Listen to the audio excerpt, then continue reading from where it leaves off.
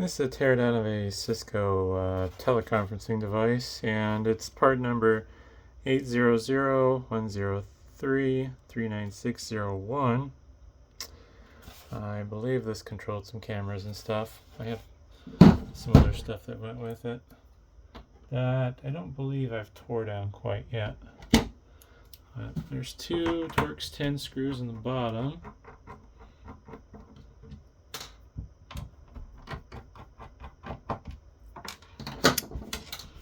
From there, I'm not sure how to get this apart. I've actually tore one of these apart before off camera because I had a couple of them to recycle, but this one did not. This one got set aside, basically. Just feeling around here. And take these screws off, even though it's not really going to help me get the cover off. If my fingers are strong enough. There we go.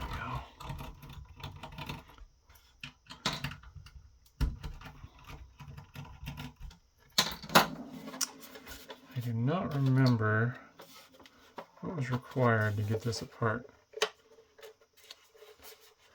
I'm not wearing safety glasses right now, so I shouldn't be prying on stuff, but here we are. Alright, I think I'm going to go get some safety glasses.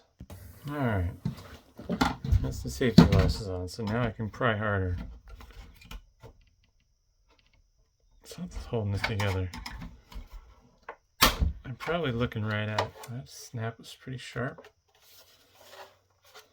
I don't remember if there's screws. No, not screws under the rubber.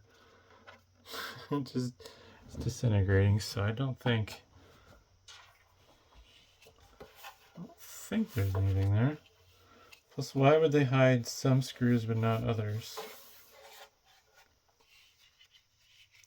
Something tells me I bounced this off the floor a few times in my warehouse.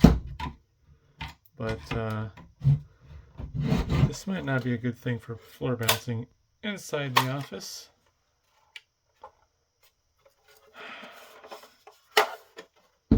Kind of pry it open here. I'm not sure what's holding me up.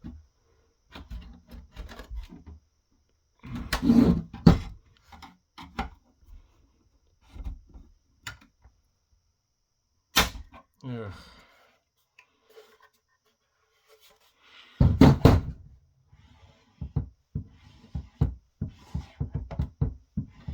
don't feel it. These screws. No. I think I found a screw right there. Nice round hole.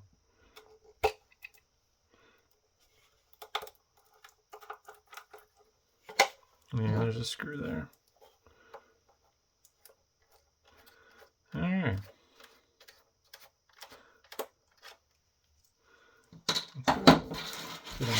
These need to go off the side.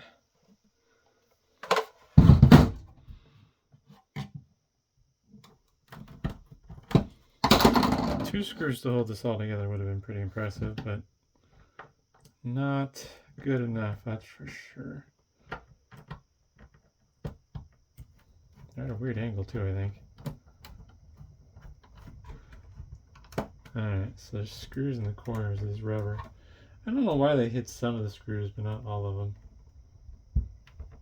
Like, do one or the other. They had to make a cutout for that one.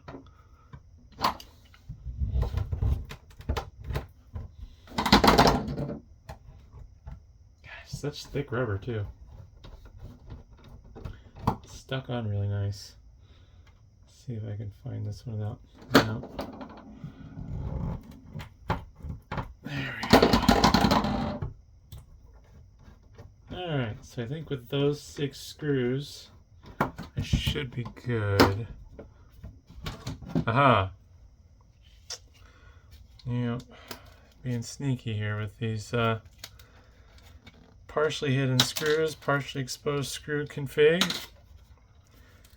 And I gotta say, the cooling on this thing is amazing. I can't believe how much material they have in here for cooling. I wonder if it's also built for fanless operations since it's used in conference rooms.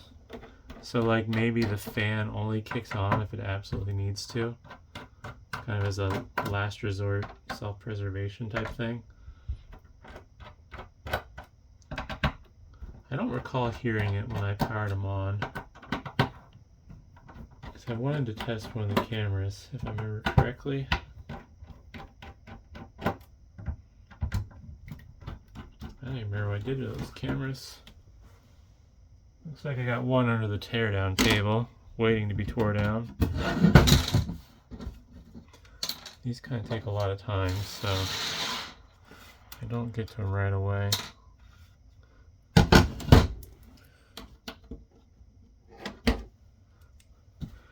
don't mind doing these videos, but the long ones kind of require more motivation.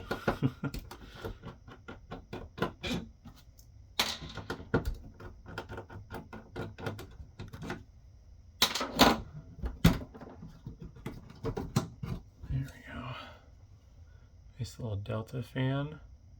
I'll end up saving that. Probably never use it, but hey, it's not worth anything in scraps, so why not? This sheet of aluminum is impressive. A little bit of machine work there and there.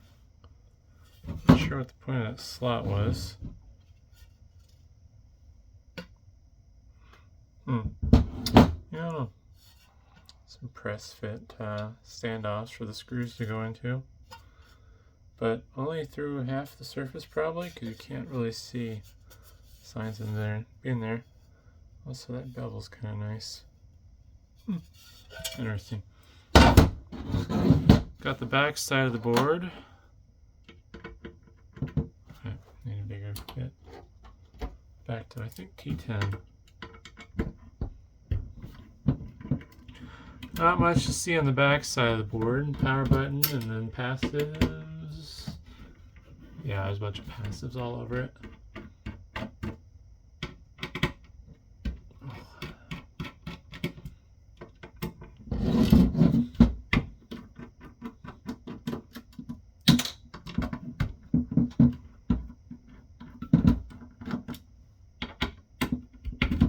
Oops.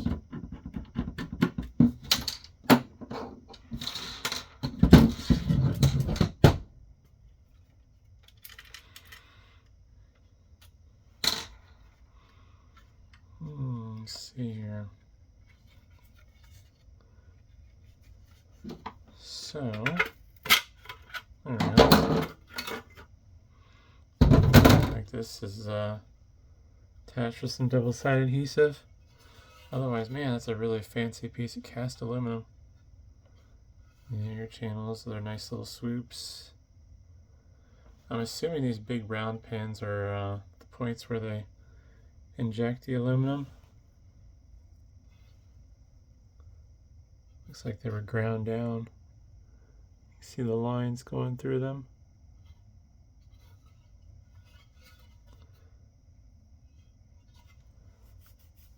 All these little holes. I don't know with all these other like marks if that's from the tooling, like the mold, or if that's like finishing work that they did.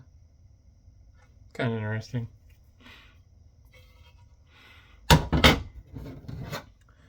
And here's the top side of the board. Holy cow, there's a lot of stuff on here. Got a Texas Instruments chip here. TMS 320 appears to be the main processor. Got a bunch of RAM. Is there a brand on it? I don't see a brand. Got some Micron flash there. And analog devices chip there. That's more than likely handling video.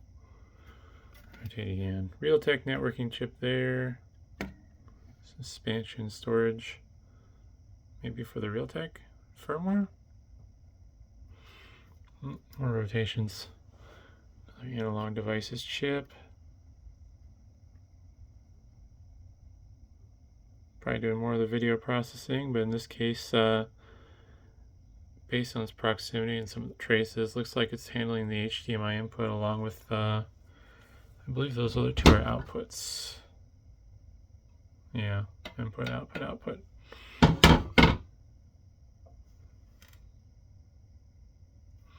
Got Texas Instruments chip there. PCM 3168A. Appears to be handling the audio portion of the board.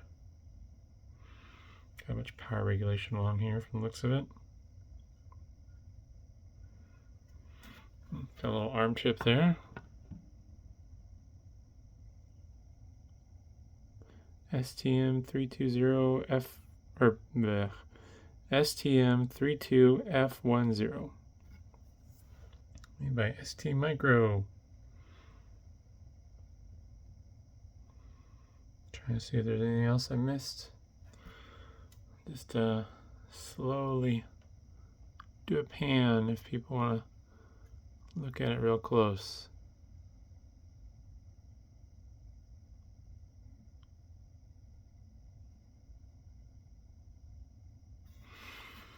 But yeah, pretty neat. This will scrap out nicely if anything. So hopefully that was interesting, and thanks for watching.